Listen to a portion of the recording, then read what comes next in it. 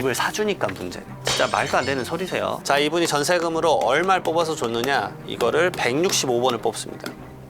뽑아가지고 현금으로 전세 계약을 한 거예요. 얼마? 9억 9천 원. 근데 바로 걸렸어요. 왜냐?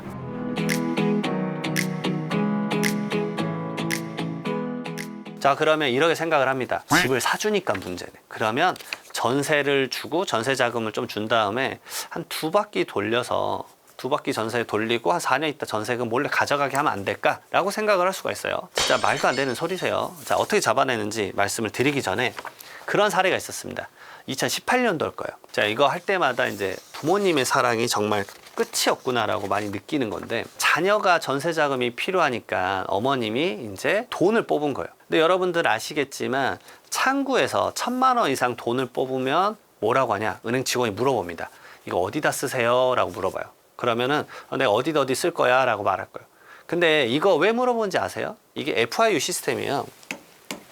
FIU라는 기관에서 물어보는 겁니다. 이게 뭐냐면 딱 하나입니다. 보이스피싱 잡으려고 하는 거예요. 1,000만 이상 돈을 뽑으면서 막 이 사람이 막 불안해하고 전화 계속 받고 이러면은 이거 보이스피싱이다 해서 은행 직원들이 잡는 사례 많이 있잖아요. 자, 이런 것 때문에 잡는 건데, 그런 거 질문을 할까봐 A팀에서 돈을 뽑아요. A팀에서 돈을 한 번 뽑을 때 얼마 뽑을 수 있죠? 아신 분들 아실 거예요. 한 번에 600만 원 뽑을 수 있어요. 자, 이분이 전세금으로 얼마를 뽑아서 줬느냐, 이거를 165번을 뽑습니다. 9억 9천만 원을 뽑아서 줘요. 엄청난 부모님의 사랑이 아닐 수가 없어요. 자, 이렇게 뽑아서 주면 안 걸리실 줄 알았대요. 뽑아가지고 현금으로 전세 계약을 한 거예요. 얼마? 9억 9천 원. 9억 9천을. 이거 엄청난 거 아닙니까, 진짜? 근데 바로 걸렸어요. 왜냐? 이게 PCI 기법으로 걸려요. 그래서 결국 이렇게 된 겁니다. 10억이라고 할게요, 그냥. 어차피 9억 9천이랑 10억이 똑같으니까. 10억 원. P. 프로펄티. 자산의 증가가 얼마 됐느냐. 10억 된 거예요. 플러스 컨섬션. 컨섬션 소비. 자녀가 5년간 얼마 썼는지 봤더니 2억 원 썼어요. 마이너스 인컴이에요. 인컴은 뭐죠? 소득이에요. 자녀가 그러면 5년 동안 얼마 벌었냐? 3억 원 번 거예요. 그럼 얼마죠? 9억이 비네. 너 9억 원 그거 어디서 났어? 해서 조사를 하는 겁니다. 그와 맞물려서 어떤 신고가 있죠? 전월세 신고제라는 게 있어요. 2025년 6월 1일부터 사실 전월세 신고제가 본격적으로 이제 시작되지만 계도 기간이긴 해요. 하지만 여러분들 이미 필드에서 모든 중개사님들은 전월세 신고제를 하고 있어요. 그렇기 때문에 이런 실거래가나 전월세 신고제 내역으로 전부 다 파악할 수 있다는 거. 저는 이것도 마찬가지예요. 강남 3구나 용산이나 아까 말씀드렸던 아주 이제 고가의 주택이 있는데, 그럼 고가 주택이 있으면 전세도 얼마나 높겠어요? 고가겠죠. 그 부분들에 해당할 때 자녀가 경제적 능력이 없는데 전셋집을 대준다? 그러면 차용증을 제대로 써서 그걸 변제를 받거나 아니면은 증여로 오해받아서 큰 금액의 세금을 맞을 수도 있다. 증여세가 아주 무서울 수 있다라는 거 말씀을 드립니다. 자, 그리고 이제 그 다음에 많이 물어보시는 현금 증여 이슈 중에 하나가 뭐다? 생활비입니다. 생활비. 자, 생활비 제가 말씀드리면 피부양자에 대한 생활비. 제가 법조문 그대로 화면에 딱 띄워놓을게요. 표현은 이렇게 돼 있어요. 사회 통념상 인정되는 피부양자의 생활비입니다. 표현이 어렵죠. 그래서 가장 많이 물어보는 첫 번째 질문이 그거예요. 생활비 얼마까지 줄 수 있어? 얼마까지는 되지 않아요? 항상 저한테 물어보는 게 이런 신문이에요. 유도신문. 50만 원 괜찮지 않아요? 이런 거. 그러면 제가 물어보죠. 하루에 50만 원이요? 그럼 또 얘기가 달라지는 거예요. 이게 한 달 기준인지 하루 기준인지 1년 기준인지 알 수가 없다는 거죠. 근데 제가 이렇게 말씀드립니다. 그 생활비로 모든 걸 소비했다라고 한다면 그 생활비는 괜찮다라고 말씀드려요. 일시적이고 소모적으로 쓰는 그 생활비를 자산 형성에만 안 쓰시면 돼요.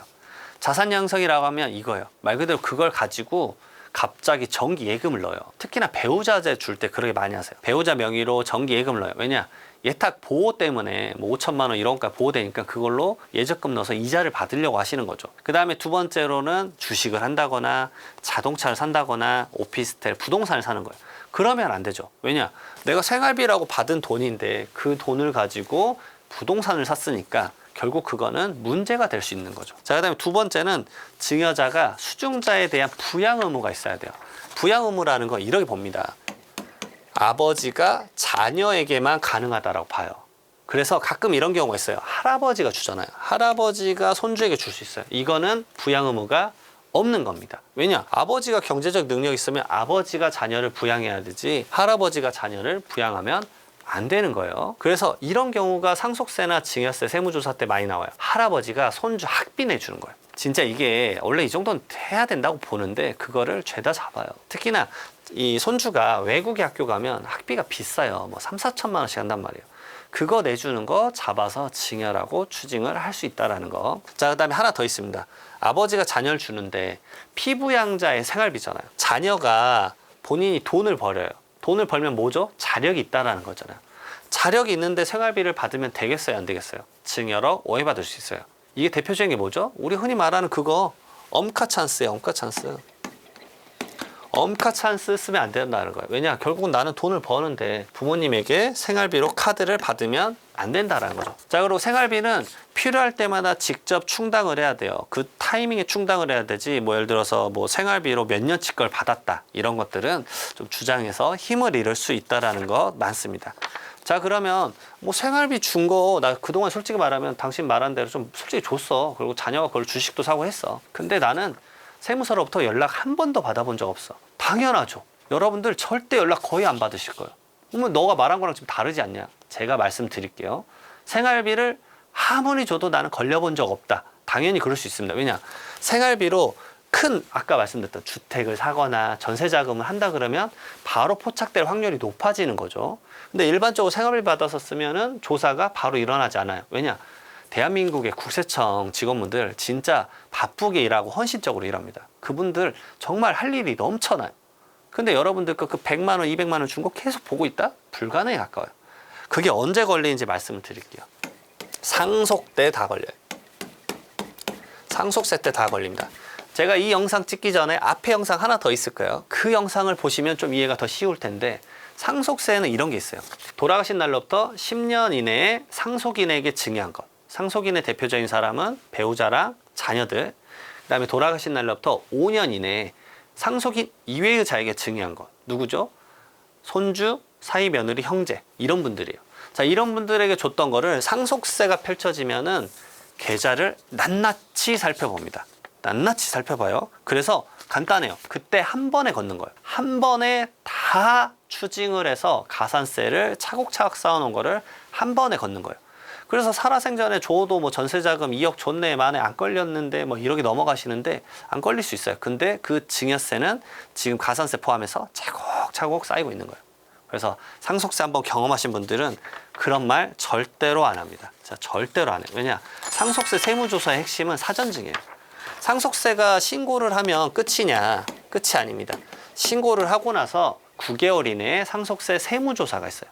세무조사는 대부분 3개월 정도 합니다. 무려 3개월간 선생님, 돌아가신 분의 아버지의 계좌 내역과 상속인 이외자의 계좌 내역을 전부 다 봐요. 제가 예시를 하나 띄워놨는데, 자, 보세요.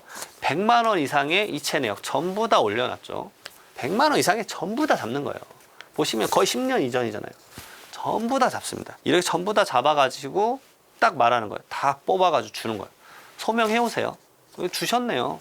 이래 걷는 거예요. 그러면은 이래 되는 거죠. 그럼 이거 생활비였다 어쩌다. 아니 근데 받으셨잖아요. 증여네요. 한 번에 총액을 추징을 해버리는 거예요. 그때는 정말 일이 너무너무 커지실 수 있어요. 정말 고통스러운 금액이 아닐 수가 없습니다. 자, 그러면 얼마부터 이체 내역에 대해서 소명이 오느냐. 제가 보여드렸던 거 예시는 지금 얼마예요? 100만 원이죠.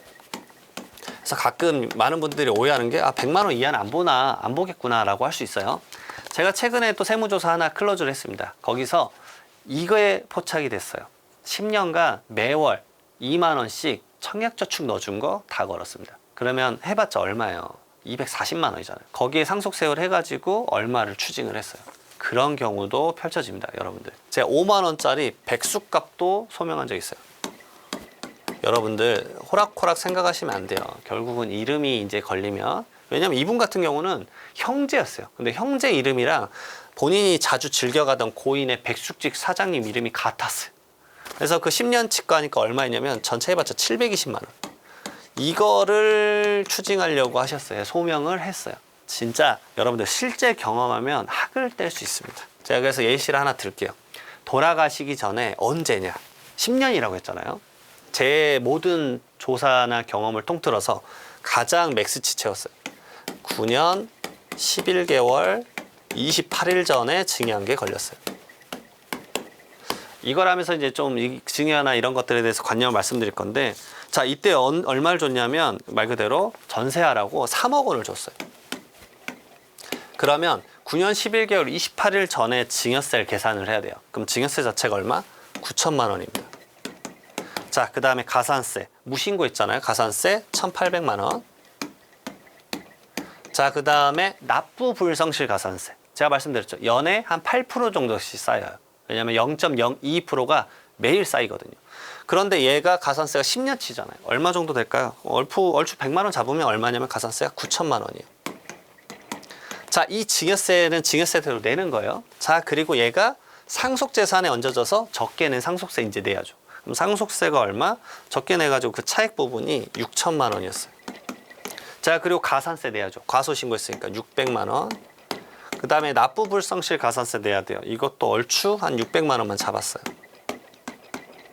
이걸 다 합치면 얼마냐면요. 2억 7천만 원입니다. 결국은 예전에 3억 원 증여했는데 지금 부메랑으로 돌아오는 세금은 2억 7천만 원이나 됐다는 거예요. 결국 원금에 거의 비슷한 금액을 내가 상속세랑 증여세로 낼 수도 있다는 거예요. 이런 자금이 한번 상속세 때 튀어나오면 갑자기 이렇게 멍해져요. 왜냐? 그 당시 받았지만 지금은 이 돈이 없거든요. 이게 없으니까 어떻게 돼요? 그러면은 상속받은 재산이나 그런 것들 압류 걸고 공매로 넘어가요. 그래서 캔코에서 공매해버리는 거예요. 여러분들 이거 나눠서 내는 것도 보통 일이 아니에요. 특히나 무서운 게 뭡니까? 지금 가산세가 이 부분이잖아요. 1,200만 원과 1억 800만 원. 가산세만 반절이 넘습니다. 정말 저렇게 나올 수 있다는 걸 여러분들이 꼭 인지를 하셨으면 좋겠어요. 그래서 어떤 증여의 행위를 한다. 요즘은 이제 공부를 많이들 하시지만 아직까지도 뭐 현금 뽑으면 주면 되지 않냐 뭐 이런 얘기들 하시는데 생각보다 다각도로 조사하는 방법이 많아요. 오늘 말씀드린 거 정말 이제 핑산의 일각이니까 제발 이런 것들 실행하기 전에 많은 세무 상담도 좀 하시고 영상도 많이 보시면서 본인에게 맞게끔 안전하게 좀 하셨으면 좋겠다라고 말씀을 드립니다. 그리고 마지막으로 부동산 정책과 연결해서 보셔야 돼요. 대부분 큰 부동산사 썼을 때 조사가 제일 많이 나오니까. 자, 여기까지 영상 마치도록 하고요. 다음에 또 뵙도록 하겠습니다. 감사합니다.